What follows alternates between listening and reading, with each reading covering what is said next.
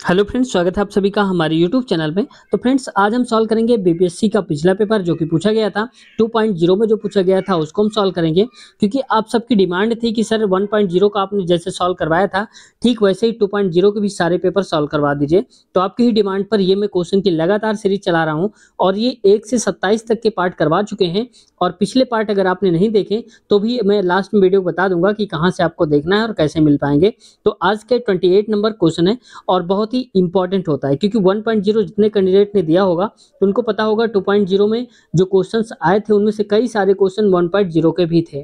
ठीक है, शुरुआत करते हैं आज के इस वीडियो की। लेकिन फ्रेंड्स, आपसे एक रिक्वेस्ट है, आप सब्सक्राइब कर लिया करिए चैनल को। अगर चैनल पर नए हैं और अब तक सब्सक्राइब नहीं किया है तो बेल आइकन दबाकर हमारे चैनल से जुड़ जाया करिए, जिससे हमें बहुत मोटिवेशन मिलता है। और पहला आज का क्वेश्चन है हमारा, कह रहा है कि महान और छोटी परंपराएं शब्द किसने गढ़े। यानी कि जो शब्द बनाए थे महान और छोटी परंपराएं, ये बनाया था friends Robert Redfield. Option number C सही उत्तर इसका हो जाएगा। अगला देखो 102 नंबर क्वेश्चन, इसमें कहा जा रहा है मध्यकाल में पूजा प्रणालियों के समन्वय की प्रक्रिया किस प्रकार कार्य करती थी। यानी कि मध्यकाल में अगर हम पूजा की बात करें कि उनकी जो पूजा प्रणाली हुआ करती थी वो किस प्रकार से चलती थी, तो देखो स्थानीय ग्रंथों को एकीकरण के लाभों का एहसास हुआ, तो ये बात भी सही बोला जा रहा है। और अगला देखो इसका ऑप्शन नेक्स्ट में दिखा देता हूं आपको, बी वाला, ब्राह्मणवादी विचारों का प्रसार करना और इसे महिलाओं और शूद्रों के लिए सुलभ बनाना, जिन्हें आमतौर पर वैदिक शिक्षा से बाहर रखा गया था, तो ये बात भी सही कही जा रही है।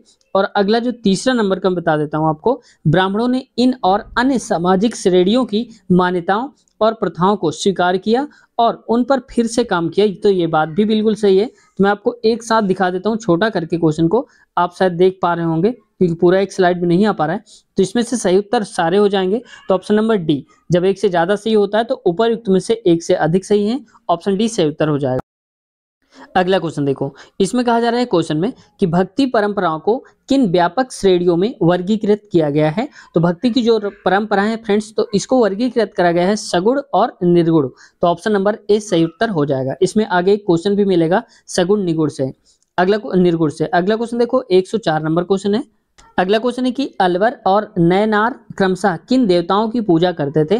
तो देखो जो अलवर हुआ करते थे फ्रेंड्स, वो पूजा करते थे विष्णु की, और जो नयनार होते थे वो करते थे शिव की पूजा। तो याद रखना है, तो विष्णु और शिव की पूजा किया करते थे। एक बार आप फिर से रिकॉल कर लीजिए, अलवर किसकी पूजा करते थे, विष्णु की, और नयनार किसकी पूजा करते थे, ये करते थे शिव की पूजा करते थे। अगला क्वेश्चन देखो 105 नंबर का क्वेश्चन है, और यहाँ पर आते हैं नेक्स्ट क्वेश्चन 105 नंबर का।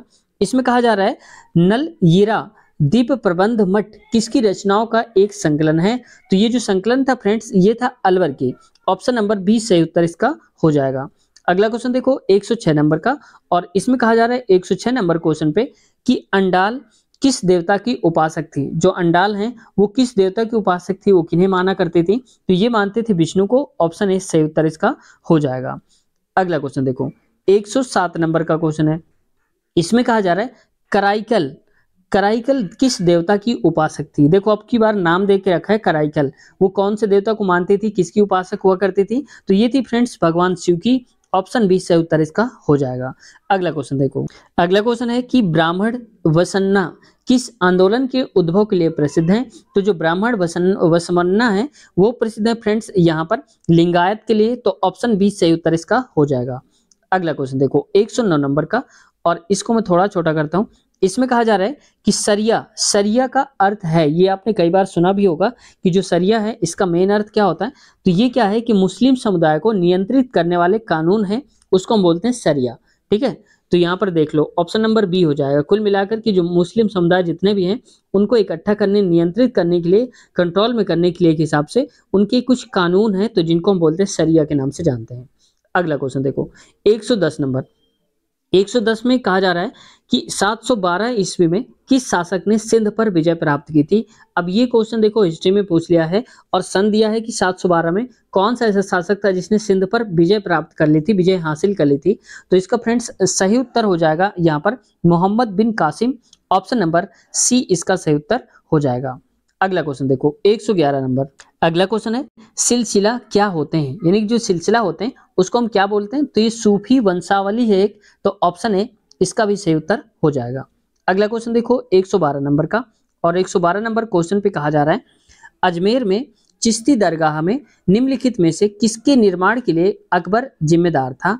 तो यहाँ पर फ्रेंड्स देखो ये क्वेश्चन है, इसको आप देख लो ध्यान से, क्योंकि ये क्वेश्चन मैं आप पर छोड़ने वाला हूँ कि अजमेर में जो चिश्ती दरगाह थी वहां पर कौन कौन से निर्माण करवाए थे अकबर ने, मस्जिद की, देग की या फिर दरगाह की। अब आपको कमेंट सेक्शन में बताना है कि इनमें से कौन सा सही है। तो यहाँ पर अगर आपको ए बी सी या कोई सा सही लग रहा है तो आप बताएंगे, और अगर सारे सही लग रहे हैं तो आप कहेंगे ऑप्शन नंबर डी वाले बताना है आपको। ठीक है, अगला क्वेश्चन में आते हैं। 113 नंबर का क्वेश्चन है, इसमें कहा जा रहा है पद्मावत किसका एक रूप है। जो पद्मावत है फ्रेंड्स वो है प्रेम आख्यान का। तो ऑप्शन ए से इसका सही उत्तर हो जाएगा, याद रखना। हो सकता है अगली बार ये कह दे कि प्रेम आख्यान किसका संबंध है प्रेम आख्यान का, तो पद्मावत। ठीक है, ऐसे भी दे सकता है घुमा फिरा कर। अगला क्वेश्चन देखो 114 नंबर का, इसमें कह रहा है कि निजामुद्दीन औलिया को किस नाम से भी जाना जाता था। इसका एक और नाम था फ्रेंड्स, किसका, निजामुद्दीन जो औलिया था ये, इसका एक और नाम था। और किस नाम से हम उसको जानते थे, तो जानते थे सुल्तान उल मसाइक के नाम से जानते थे। तो ऑप्शन सी इसका सही उत्तर हो जाएगा। अगला क्वेश्चन देखो 115 नंबर क्वेश्चन है आज का हमारा, और इसमें कहा जा रहा है फ्रेंड्स कि आदि ग्रंथ में इनमें से किस संत की बातें संकलित है। यानी कि जो आदि ग्रंथ है उनमें से कौन से संत की बातें का उल्लेख किया गया है, व्याख्यान किया गया है उसका। तो इसमें देखो कबीर जी की बात का उल्लेख है वहां पर, और रविदास जी की बातों का भी उल्लेख वहां पर मिलता है। तो ऑप्शन ए और सी सही हो जाएगा। बी वाला मुझे कंफर्म नहीं है, लेकिन ए और सी है। और जब एक से ज्यादा सही हो जाते हैं तो आपको दिमाग लगाने की आवश्यकता नहीं है, डायरेक्ट आपको ऑप्शन कर देना है डी वाला, उपरयुक्त में से एक से अधिक सही उत्तर हो जाएगा। अगला क्वेश्चन देखो 116 नंबर का क्वेश्चन। 116 वाले क्वेश्चन पे कहा जा रहा है कि इनमें से कौन उलट बांसी रचनाओं के लिए प्रसिद्ध है। यानी कि उलट बांसी रचनाएं जो हैं वो करते थे, कौन है जिनको हम इस नाम से जानते हैं, तो ये जानते हैं कबीरदास जी को। ऑप्शन नंबर सी सही उत्तर हो जाएगा। अगला क्वेश्चन देखो 117 नंबर, इसमें कहा जा रहा है इनमें से कौन सगुण मार्गी भक्ति संत नहीं है। अब देखो सगुण मार्गी की बात हो रही है, तो इनमें से जो संत है सगुण मार्गी वो कौन कौन से नहीं है। तो देखो यहाँ पर नहीं है की बात हो रही है, तो इसमें ऑप्शन हो जाएगा यहाँ पर कबीर, मीराबाई और तुलसीदास, तीनों हो जाएंगे। तो इसमें से जब तीन सही हो जाएंगे तो हम कहेंगे ऑप्शन नंबर उपरयुक्त में से एक से अधिक, यानी कि डी वाला सही आंसर हो जाएगा। अगला क्वेश्चन देखो 118 नंबर का क्वेश्चन है, और 118 नंबर क्वेश्चन पे कहा जा रहा है निम्नलिखित में से कौन सा जोड़ा सही सुमेलित है, यानी कि सही तरीके से उसको मिलाया गया है, वो कौन कहते हैं। तो देखो सही वाला बताना है हमको। तो तज़किरा संतों की जीवनी संबंधी लेख है, तो ये गलत दे के रखा है। और जबकि कह रहा है कि मालफुजात सूफी संतों की बातचीत है, तो ये बात सही है। और मकतूबत जो है सूफी गुरुओं द्वारा लिखे गए पत्र थे, तो ये बात भी सही है। जो सूफी संत हुआ करते थे उन्होंने जो पत्र लिखे थे उनको मकतूबत के नाम से जानते हैं, तो ये बात भी सही है। तो ऑप्शन बी और सी वाले सही आंसर हो जाएंगे। तो जब दो सही हो जाते हैं, यानी कि एक से ज्यादा सही हो जाते हैं, तो हम कहते हैं उपरयुक्त में से एक से अधिक। ऑप्शन नंबर डी सही उत्तर हो जाएगा। अगला क्वेश्चन देखो 119 नंबर का क्वेश्चन है, और इसमें कहा जा रहा है हम्पी के खंडहरों को प्रकाश में लाया गया। यानी कि जो हम्पी के खंडहर हैं उनको हाईलाइट कब किया गया, वो कब सबके सामने आए, और कब लोग उनके बारे में जानना शुरू करें, किसके द्वारा, मतलब किसने प्रयास किया था जिसकी वजह से हम सब जानते हैं उनको। तो ये है कॉलिन मैकेंजी द्वारा। तो ऑप्शन ए सही उत्तर इसका हो जाएगा, कॉलिन मैकेंजी द्वारा सही उत्तर है। अगला देखो 120 नंबर का क्वेश्चन है, और 120 नंबर क्वेश्चन पे कहा जा रहा है, थोड़ा छोटा करता हूँ, इस पे कहा जा रहा है क्वेश्चन पे कि विजयनगर के शासकों का किस क्षेत्र के शासकों के साथ संघर्ष था। यानी कि जो विजयनगर के शासक हुआ करते थे उनके शासकों का संघर्ष होता था, वो किसके साथ हुआ करता था। तो देखो इसका सही उत्तर हो जाएगा उड़ीसा के जो गजपति शासक हुआ करते थे उनके साथ होता था। ऑप्शन बी सही उत्तर इसका हो जाएगा। आप समझ गए होंगे, तो याद रखना विजयनगर के जो भी शासक हुआ करते थे उनकी दुश्मनी यानी कि संघर्ष किससे होता था, उड़ीसा के जो गजपति शासक होते थे। अगला देखो 121 नंबर, अगला क्वेश्चन है निम्नलिखित में से किस राज्य को कर्नाटक साम्राज्यम के नाम से भी जाना जाता है।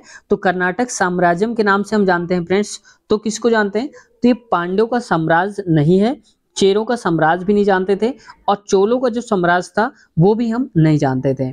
अब जब कोई नहीं सही तो हम कहेंगे ऑप्शन नंबर हमारा सही हो जाएगा ई वाला, उपरयुक्त में से कोई नहीं। ठीक है। अब आपके मन में आ रहा होगा, यहाँ पर आप सोच रहे होंगे कि फिर इसमें क्या होना चाहिए था, कर्नाटक साम्राज्यम के नाम से जब इनमें से कोई नहीं जाना जाता है तो है कौन। तो देखो इसका सही उत्तर होना चाहिए था विजयनगर। तो आप याद रख लेना, अगली बार हो सकता है आ जाए। मैं लिख देता हूँ विजयनगर साम्राज्य। तो विजयनगर साम्राज्य जो हुआ करता था उसको हम नाम से जानते थे कर्नाटक साम्राज्यम के नाम से। अगर इनमें कहीं पर ऑप्शन में विजयनगर दिया होता तो वही हमारा सही उत्तर हो जाता, लेकिन नहीं दिया तो कोई बात नहीं। ठीक है, अगली बार से आप याद रख लेना कि अगर ऐसा कहीं दिया जाता और ये मिल जाए तो फटाक से आपको उत्तर कर देना है। अगला क्वेश्चन देखो, 122 नंबर का क्वेश्चन। इसमें कहा जा रहा है कि 15वीं शताब्दी में विजयनगर साम्राज्य का दौरा किसने किया था। यानी कि 15वीं शताब्दी की बात है, विजयनगर साम्राज्य का दौरा किया था, तो ये किसने करा था। तो देखो फ्रेंड्स, अब्दुल अजीज ने नहीं करा था, वर्नियर ने भी नहीं करा था, और टॉमस मुनरो ने भी नहीं किया था। तो देखो इनमें कोई सही नहीं है, तो हम कौन सा लगाएंगे, ऑप्शन नंबर लास्ट वाला यानी कि ई। ऊपर एक में से कोई नहीं सही है।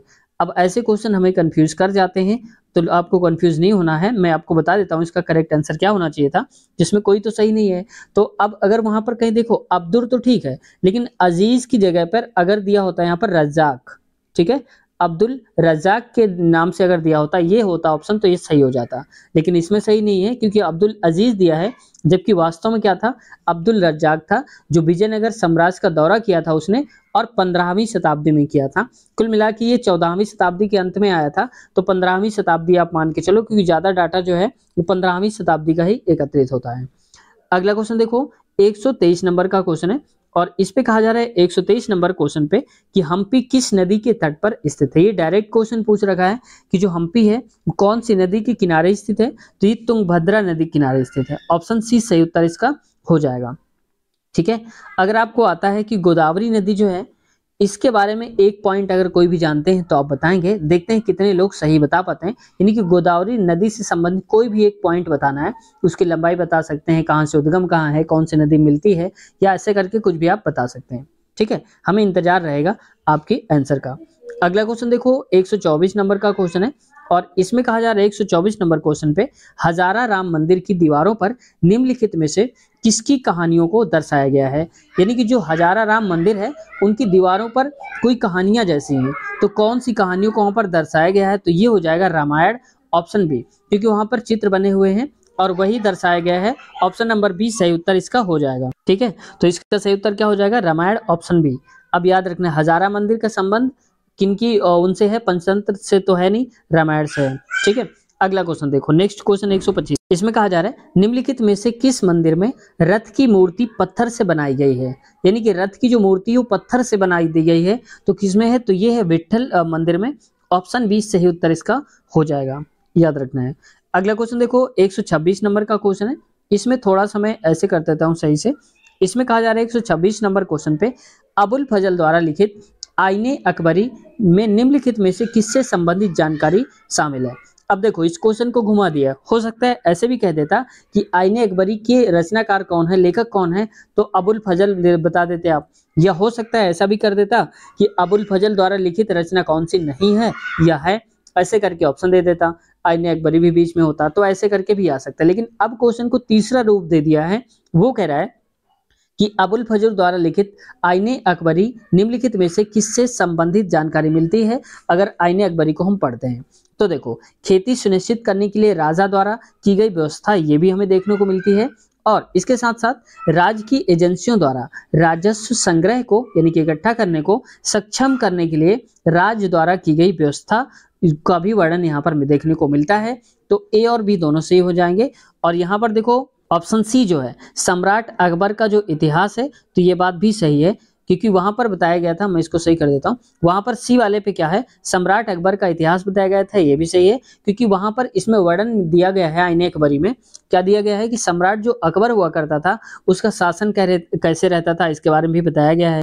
आपने एक बुक का नाम सुना होगा क्या, अकबरनामा में, जैसे यहाँ पर दिया है आईने अकबरी, देखो मैं दिखा देता हूँ यहाँ पर आईने अकबरी। आईने अकबरी क्या है, दरअसल ये भाग ही है किसका, ये है अकबरनामा का। तो अकबरनामा के बारे में आपने सुना होगा, अकबरनामा में इसको फिर से लिख देता हूँ, यहाँ पर है अकबरनामा। ठीक है, तो जो अकबरनामा है फ्रेंड्स यहाँ पर, उसका ही तीसरा भाग है ये, यानी कि 3 भाग है अकबरनामा के, पहला, दूसरा और तीसरा।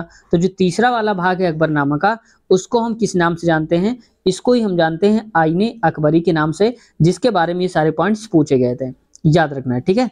ऐसे देखो यहाँ पर आईने अकबरी दिया है।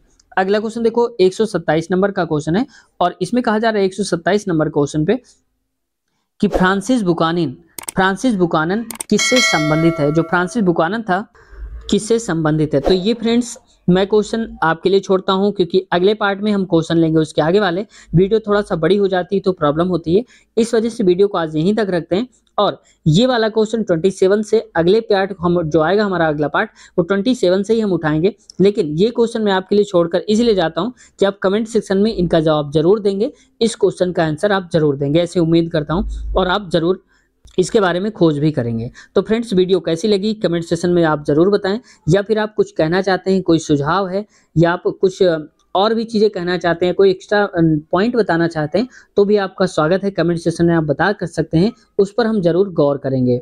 तो फ्रेंड्स वीडियो कैसी लगी जरूर सब्सक्राइब कर लीजिए चैनल पर अगर अब तक नए हैं और सब्सक्राइब नहीं किया, ताकि ऐसे ही वीडियोस आप तक पहुंचते रहें, ऐसी ही जानकारी पहुंचती रहे और हमारे यूट्यूब फैमिली का आप हिस्सा बन जाए।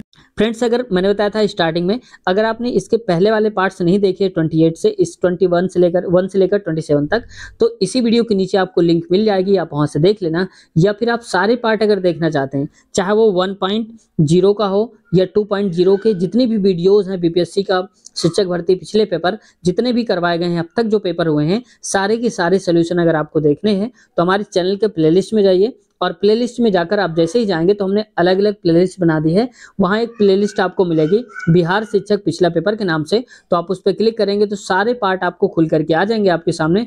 1.0 के जो है हमने लिख दिया है, और 2.0 है वो भी हमने लिख दिया है।